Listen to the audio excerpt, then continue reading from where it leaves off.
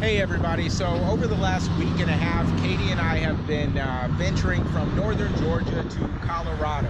We've stopped in Ohio, Illinois, and Kansas. And Kentucky. And over the last 2 nights, actually, we stayed in a small town here in Kansas called Ellis. It was at a city campground. It was a good place to hold over right before we got into Colorado. We filmed all that. We're going to be coming out with a video that basically documents our entire trip from North Georgia to Colorado. But today we ran into a little difficulty. So we took off from Ellis Lakeside Campground around, what time was it? It was around noon. Well, first off, our whole plan for getting to Colorado is that we're going to get there and we really want to actually boondock, which we haven't done yet. So our plan was to book a campsite for about 2 nights, kind of like scout the area and see some, to try to find some spots that we can boondock. But this morning we found a spot or a campground that had an opening for tonight and tomorrow, so we called and made a reservation, but it's cash only. So we didn't have enough cash on us, so when we left, we decided I would actually, Eric, go to the back. He decided to stop at a rest stop, and I decided to continue on so I could stop somewhere to get some cash out. And that's Also, when the story starts. Also, too, not just going to the restroom at the rest stop, but also eating this awesome burrito that Katie made. I was super stoked for it. So anyway, I pulled over at the rest stop, and Katie kept going down the freeway. And I got out of the RV, locked everything up, and went into the restroom. And when I came out of the restroom, I saw this lady knocking on the RV door, and I thought to myself, well, maybe she just wants to tell us we have an awesome RV and she likes it. Or it's really dirty and it should be washed. One of the two. So I cruised over and I was like, hey, how's it going? And she's like, oh, do you own the RV? And I was like, well, yeah, I do. And she's like, well, you won't believe what just happened. This semi literally just backed into the front of your RV. The driver got out, looked at it, and jumped back in his truck and took off. She's like, I chased him down trying to get him, and he wouldn't stop. So she did get his license plate number, which is awesome. But we're gonna swing over here real quick, and I don't know if you guys can see the damage there. It might not look quite as bad from your viewpoint, but the windshield behind me is actually completely shattered. Our windshield wipers are obviously hanging down. Our driver's side mirror is hanging off, and we also have a whole bunch of cracked pieces of fiberglass in the front section of our RV, along with just crazy damage. There's like big gouges out of the windshield. Anyway. It could have been worse, but the thing is, when Eric, he calls me and he's like, you won't believe what just happened. And I'm like kind of freaking out because I don't know what he's about to say. So when he told me the windshield got shattered, a semi backed into us and left, our windshield shattered, and blah, blah, blah, blah. And I'm just like, oh my gosh, I'm thinking the windshield is like, the glass is all over, it's inside the RV. Like, I'm worried about the cats because they like to go by the windshield. And so I'm like having to turn around to try to come back to the rest area. And he's like already about to call like Geico to talk about our insurance. And the thing is like, I've had insurance since I've been able to drive it. I've never had to use it. So I was nervous and kind of uncomfortable. I didn't know what approach to take. So when I was on the phone with Katie, it was kind of like, hey, this just happened. See you later. See you later. I got a call. We got to do something. So I called Geico. We got everything set up and ready to go. And then, he set up a claim. I set up a claim because I didn't know what else to do. I didn't know if they would ever catch the guy or whatever. So from that point, I called the police and they got involved, and it took about 3 hours, but they called us and let us know that they were still trying to, grab the guy or at least find him. And then it was probably about at the 2.5 hour mark where they called me and told me that they did catch him, and they were talking to him, and that his CDL license was actually expired. So I'm guessing that's why he took off, because he shouldn't have been driving the truck. But anyway, so we waited for the police to come, and then the police finally showed up.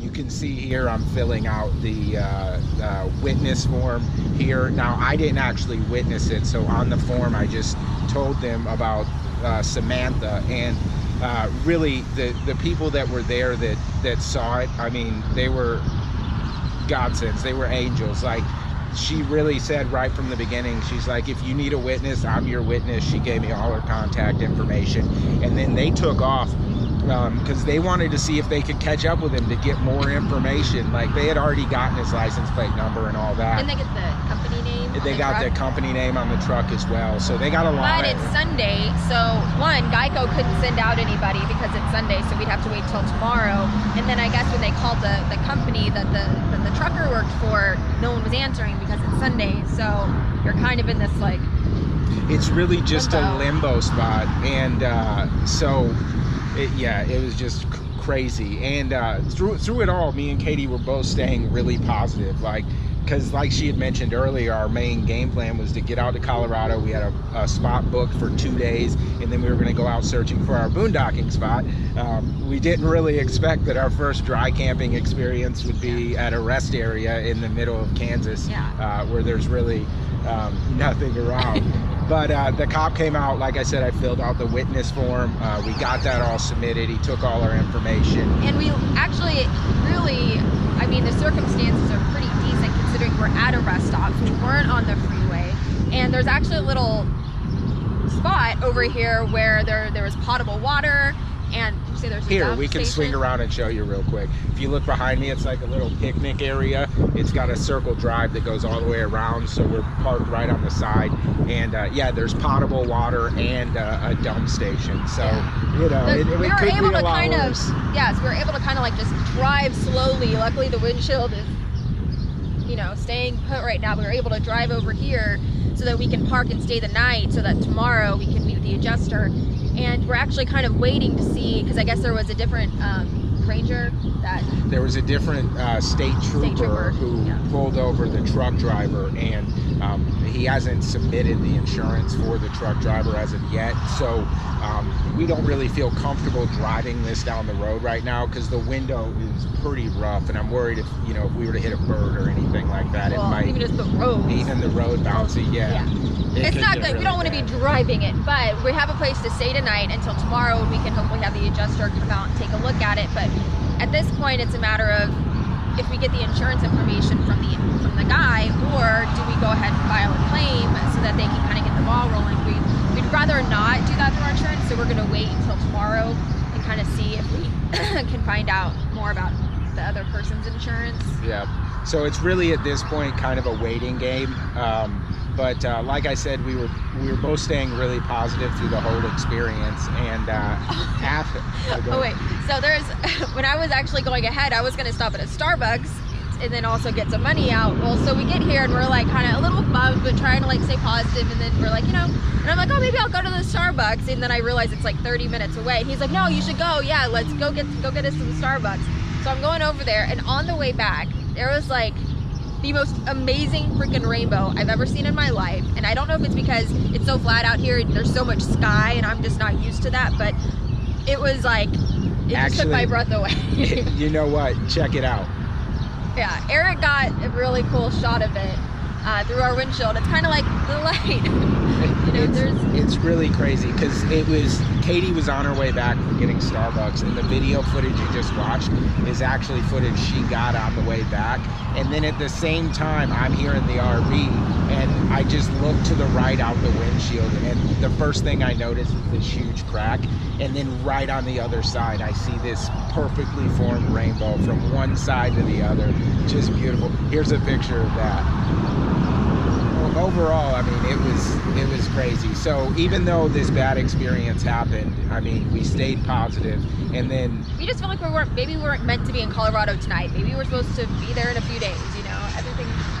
You know, just gotta roll with the punches and kind of be flexible. That's kind of what this whole journey's about: is learning to stay flexible and roll with the punches, and know that as long as you stay positive, you're always going to come out on the other side. And as long as we're lucky we get to stay in there right now, and we'll see how things pan out in the next few days. But I think, you know, things could be a lot worse. So we're good. Absolutely. Well, that wraps it up from the rest stop. As you can see, we did have the damage. So tomorrow the adjuster is going to come out.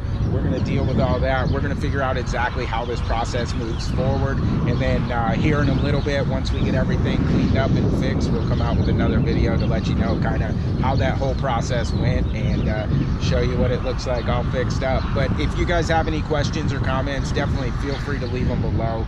or visit us at mountainmodernlife.com. And if you've had experience with something similar to this, we'd love to hear about that as well, and how you dealt with it, and maybe some tips you may have.